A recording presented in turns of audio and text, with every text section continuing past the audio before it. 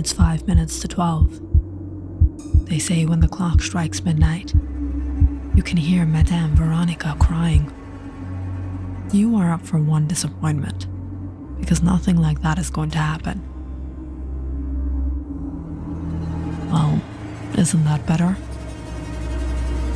Let's go in.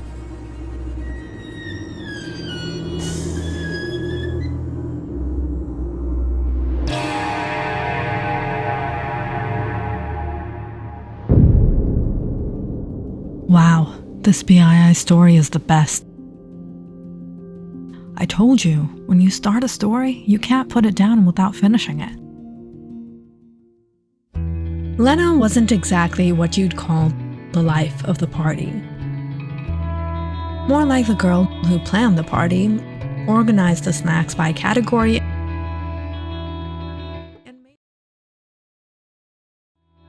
and made sure the Wi-Fi password was easy to remember. She liked quiet weekends, hot chocolate, and curling up with mystery novels. So, when her parents went out of town for the weekend, hosting a cozy sleepover with her two best friends felt like the perfect plan.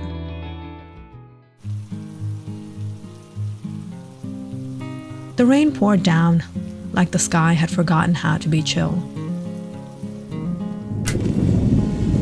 Thunder rolled in the distance as Lena lit the last of the vanilla candles on her nightstand.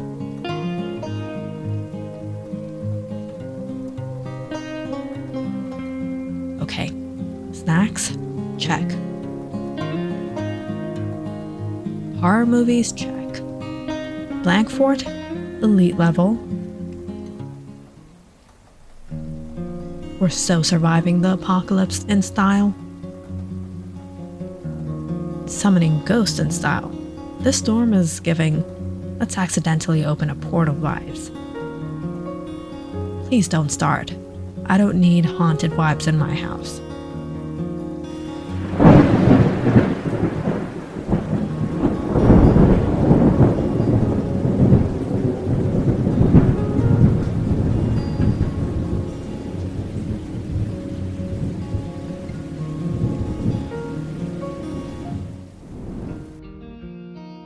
Ava was Lena's complete opposite, in the best way possible. Loud where Lena was quiet, bold where Lena was careful. She was the kind of friend who'd start a pillow fight during a movie's emotional scene, or text memes during serious class presentations. Her laugh was loud. Her jokes always borderline inappropriate. And she had a habit of pretending she wasn't scared. Until she totally was. But under all the sass, she cared hard. That's why she showed up to every hangout, even in the rain, armed with snacks, sarcasm, and at least 5 horror movie theories she swore were true. When is Meera going to be here? She texted. She's walking over. Said she forgot her charger and had to go back for it. Lena added, checking her phone. You know how she is. Never leaves home without backup power. She's literally 5 houses down. If she gets snatched by ghost raccoons, I'm not saving her. She'll be here any minute. They turned down the lights and hit play on the first movie. I told you, nothing. It's just a legend. This place is so spooky, man.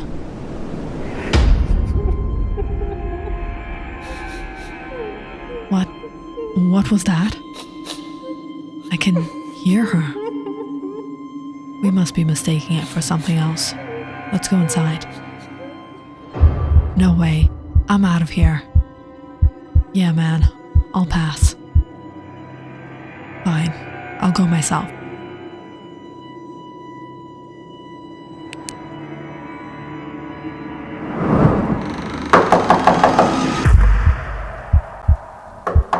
A loud knock echoed through the house, making both the girls jump.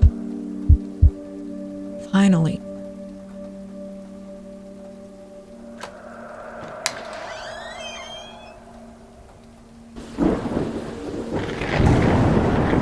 she opened the door to find Meera standing there, soaked from head to toe. Her hoodie clinging to her arms and her hair dripping rainwater. She held a sagging backpack in one hand and a see-through umbrella in the other. Meera was the quiet one in their trio, the kind of girl who spoke softly, smiled more than she talked, and always seemed a little lost in thought. She had a heart condition since she was little, and her mother rarely let her go anywhere without supervision. Sleepovers were almost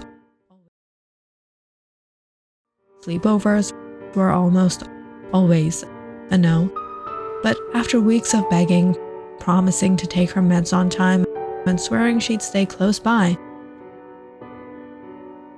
Meera finally convinced her mom to let her spend the night at Lena's.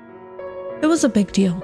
For Meera, just being there felt like freedom, like finally being normal.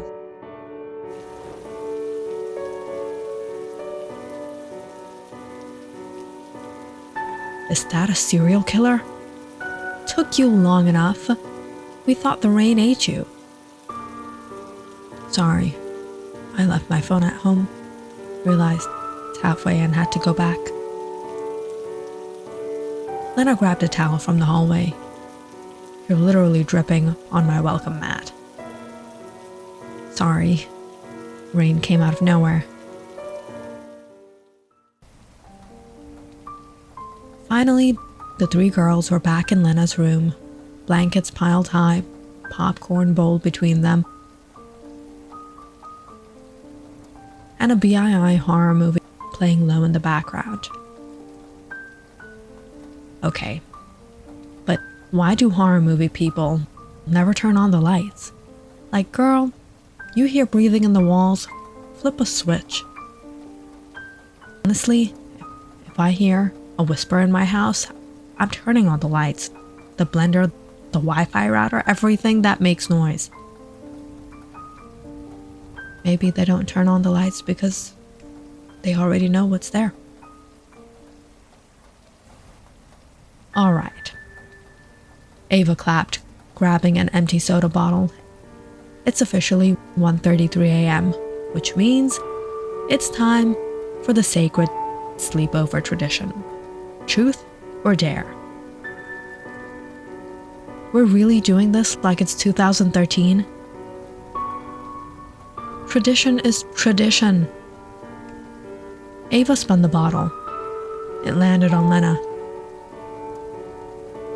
Truth. Have you ever had a crush on Mr. Jenkins? Ew, he's like 45 and smells like markers. Marker crush noted. Lena spun the bottle next. It pointed to Meera. Oops. Meera. Truth or dare? Dare. Lena thought for a moment. Okay, I dare you to hold your breath for a full minute. Let's see who's got lungs of steel.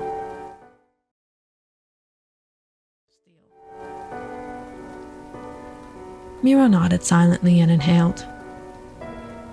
The timer started. 10 seconds. 20. 30. Her face didn't change.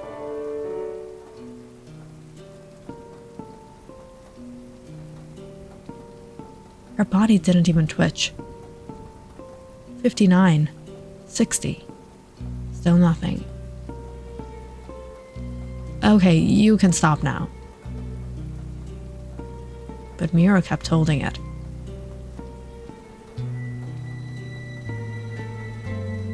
Smiled faintly, before she slowly exhaled, without gasping, without blinking. Alright, either you're secretly a goldfish, or that was super weird. Meera just smiled faintly. Lena took the next turn. Again, the bottle pointed to Meera. Okay, that's totally rigged. I'll do dare again. Alright. Dare you to do the creepiest horror laughter. Meera tilted her head, then let out a slow, whispery giggle.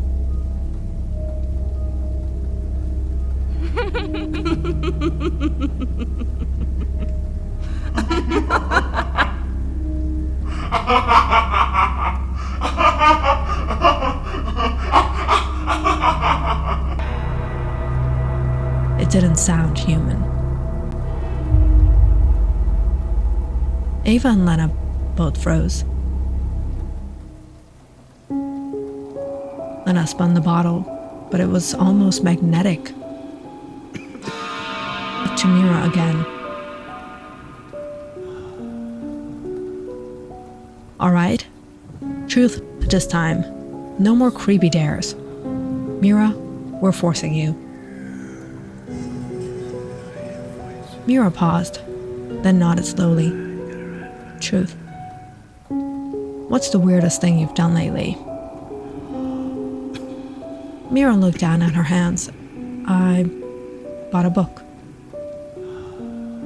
Okay, and? It's an old ritual book. I found it online. Symbols, I don't understand. Some of the spells weren't for people who are alive. There is a ritual called the binding glass. The spell isn't meant to raise the dead or protect the living. It's worse. It's meant to trap wandering souls. Not on purpose, just as a side effect. The legend says some spirits stay behind after death. They linger too long. Maybe they don't know they've died. Maybe they're not ready. So they find comfort in familiar faces. They return home, to friends, to people they loved. But once they're near a mirror, or anything that reflects them, that's it. If the ritual has been read, even accidentally, the glass snatches them and never lets go. The room went still. I was gonna bring it tonight, but I forgot. Or maybe I didn't want to come. Neither Lena or Ava laughed this time. By 2 a.m., the storm had mellowed to a gentle drizzle. The girls changed into pajamas. Lena climbed onto her bed, wrapped up like a burrito, one leg sticking dramatically out from under the blanket. Ava sprawled across the couch like a queen at rest, arms out, blanket halfway on the floor. Meera quietly slipped onto the mattress on the floor. She lay perfectly still, tucked in tight, eyes wide open in the dark, almost like she wasn't sleeping at all.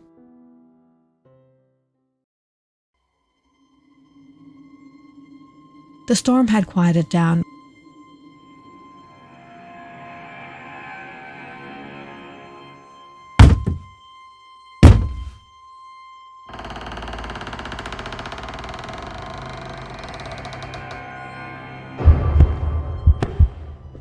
But something tugged Ava out of sleep. Her eyes snapped open. She lay still for a second, heart pounding. The sound was faint, but clear. Footsteps downstairs. She sat up slowly, glancing across the room. Lena was snoring lightly. Arms flopped over her face. Meera was curled up in her blanket, completely still. Ava slipped out of the bed, grabbed her phone for light,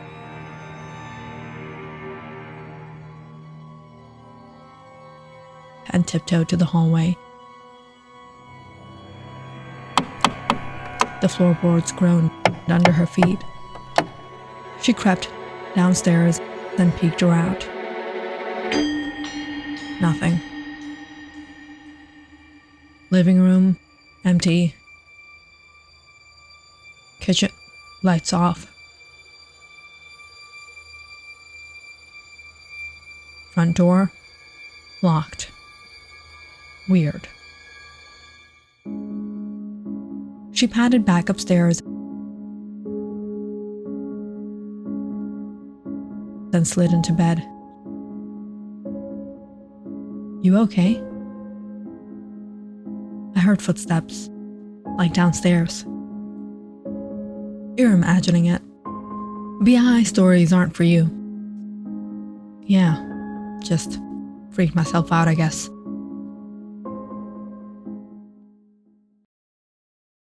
The next morning, the rain had finally stopped. Ava stretched and sat up, yawning. Meera, you awake? She glanced over the edge of the bed. The mattress on the floor was empty and weirdly perfect. No pillow dent, no blanket mess. It looked like it hadn't been used at all. Lena? She's gone. Oh, maybe she left early. She does that sometimes. Without saying bye? No shoes by the door, no backpack, no towel on the hook. Did she even sleep here? You're overthinking.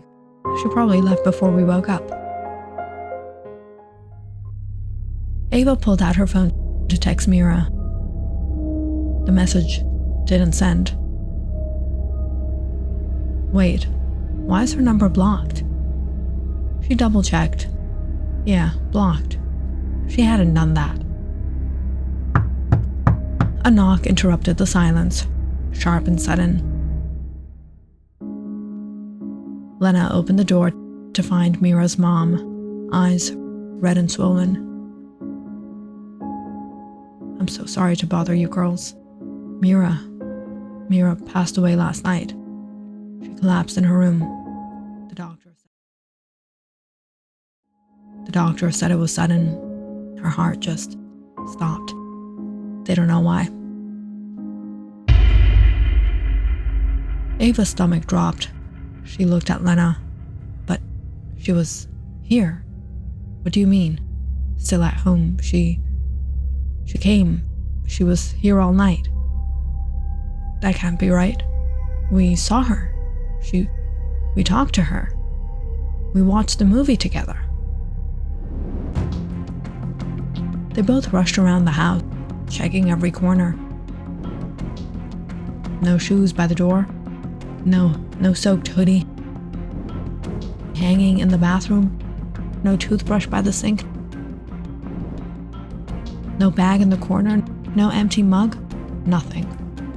It was like Meera had never stepped inside. Ava's fingers trembled as she unlocked her phone and opened her camera roll. I took a selfie last night, remember? She pulled it up. There it was, Ava and Lena, huddled under blankets, popcorn in their lap, but no Meera, not even a blur in the background, not even a shadow. She's not there.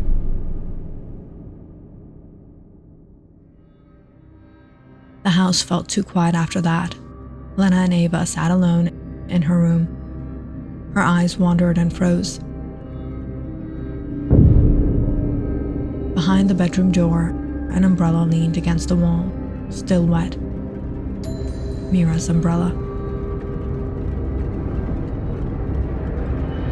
She rushed to her desk. Her sketchbook lay open. A folded note pressed inside. "Thanks for letting me have one more night.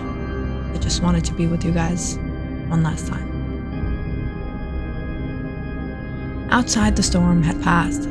Lena and Ava sat by the window in silence, remembering Meera, or whoever they spent the night with.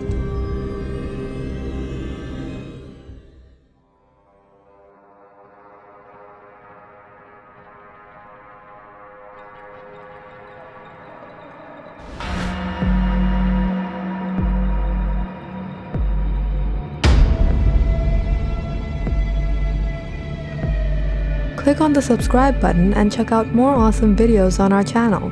And don't forget to press the bell icon because you know it's interesting.